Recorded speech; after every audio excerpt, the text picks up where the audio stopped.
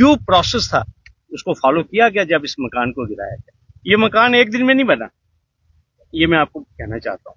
और मेरी उमर साहब आपसे ये भी गुजारिश है कि रुपेश कुमार जी से जरूर पूछिएगा कि जो एक्सेल्शियर लेन में जो एलजी महोदय हैं कविंदर गुप्ता सन ऑफ श्री बिंद्रावन गुप्ता और इंदिरा कॉलोनी जानीपुर, क्या उनका मकान उनकी जाती जमीन पे है? और वो जो गिफ्ट डीड है उसमें जो जमीन मेंशन है वो जमीन एक्चुअल में बीएसएफ कैंपस पलोड़ा में है, लेकिन दिखाई गई है एक्सेल्शियर लेन में। क्या इसकी जांच नहीं होनी चाहिए? क्या जम्मू कश्मीर ऐसे चलेगा? क्या ये नया जम्मू कश्मीर है? आज मुझे ये सारी बातें नहीं करनी चाहिए, लेकिन बहुत अफसोस हो। आज कोई बड़ी मछली पकड़ी होती मुझे खुशी हो, लेकिन मेरी दरख्वास्त है आज, क्योंकि आज फोकस बना है एनक्रोचमेंट, तो फिर मैं फिर कहूंगा एनक्रोचमेंट इज एन एनक्रोचमेंट। मैं बतौर वकील कैसे जस्टिफाई करूं एनक्रोचमेंट को? लेकिन एक आंख से तो देखिए, आप डिसाइड कर रहे हैं कि किसको पकड़ना है। जो हाई कोर्ट के खंडपीठ ने जो अपने फैसले में लिखा है, मैडम गीता मित्तल ने और राजेश बिंदल ने अक्टूबर 2020 में खसरा नंबर 781 मेंशन्ड है, मार्बल लेन दिल्ली, लोगों के नाम है।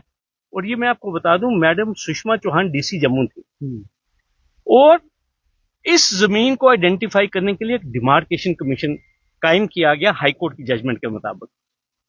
Additional deputy commissioner law and order Ghanshyam Singh ji, एक बहुत ही नहायत ही ईमानदार ऑफिसर, वो चेयरमैन बनाए गए डिमार्केशन कमीशन। डिमार्केशन कमीशन की रिपोर्ट हाईकोर्ट में पेश की गई। उन्होंने तमाम जो एनक्रोचर्स हैं, ये जो वीवीआईपी एनक्रोचर्स, उन्होंने लिखा कि कौन कौन सा बैंकेट हॉल और किसके कब्जे में, लेकिन उसको रिपोर्ट को कहां रखा गया है ये बताना पड़ेगा रुपेश कुमार जी आपको भी। अगर आप पीला पंजा चला रहे हैं तो रुपेश कुमार जी बताइए घनीश्याम जी की रिपोर्ट कहां है? और जो हाई कोर्ट ने कहा है कि it is a shut I case, कि रेवेन्यू, पुलिस और जेडीए इस केस में मिले हुए हैं, वहां तो कोई एक्शन नहीं होता। वहां क्यों नहीं एक्शन होता? ये पूरे जम्मू कश्मीर को ये सवाल करने चाहिए। और मेरी उमर साहब आपसे गुजारिश है, प्लीज खसरा नंबर 781 विलेज दिल्ली की फाइल मंगवाइए। और प्लीज मेरी कंप्लेंट एक्सेल्शियर लेन की, जो एक वीवीआईपी साहब का मैंने नाम लिया, जिनको कोठी खाली कराने के लिए हमें इतना तरद्दुद करना पड़ा सरकारी, उनसे मेरी गुजारिश है जम्मू कश्मीर में रूल ऑफ लॉ एस्टैब्लिश कीजिए। मुझे आज इतनी बात करनी है। जी अनवर साहब, आप बड़ी लंबी चौड़ी बात। चलिए, शेख शकील इस समय जो एडवोकेट हैं वो इस समय बात कर रहे थे। उन्होंने इस बात पर जोर दिया कि जम्मू कश्मीर के अंदर और भी बहुत सारे एनक्रोचमेंट्स हैं और भी बहुत सारी जगहें हैं जहां पर ये जा सकते थे, लेकिन आज जिस तरह एनक्रोचमेंट यहाँ की गई है और इस पर उन्होंने और भी कई सारे लोगों के नाम सामने रखे। इनने कहा जम्मू जो है, क्या ये उन लोगों के नाम भी सामने लेकर के आएंगे?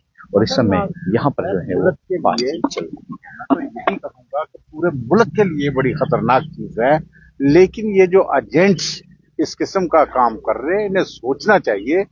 कल को इन्हें जवाब देना पड़ेगा। वक्त आ जाएगा, वक्त एक जैसा नहीं रहता, वक्त आ जाएगा, इनको जवाब देना पड़ेगा और बहुत बुरी तरह से। और इस चीज का मैं साफ बता दूं आपको कि एक जात है जो देखती है, इनकी औलाद को इसका हिसाब किताब देना पड़ेगा, इनकी आने वाली जनरेशन को इसका हिसाब किताब देना पड़ेगा। जो गरीब और मजलूम लोगों पे जो जुल्म करेगा उसको बख्शा नहीं जाएगा, उसको ना ही दुनिया बख्शेगी और ना ही रब ताला जो वो वाहे गुरु ऊपर बैठा है वो बख्शेगी। मुझे इतना ही कहना है, ज्यादा क्या, यहाँ हर कोई देखता है। आज बच्चा ये चीजें समझ रहा है कि हो क्या रहा है। ये नहीं है, कोई इदारा इससे अछूता नहीं रहा है इन चीजों से, चाहे वो अदालतें हैं, चाहे वो रेवेन्यू डिपार्टमेंट है, पुलिस है, जो भी है, हर कोई जानता है क्या हो रहा है।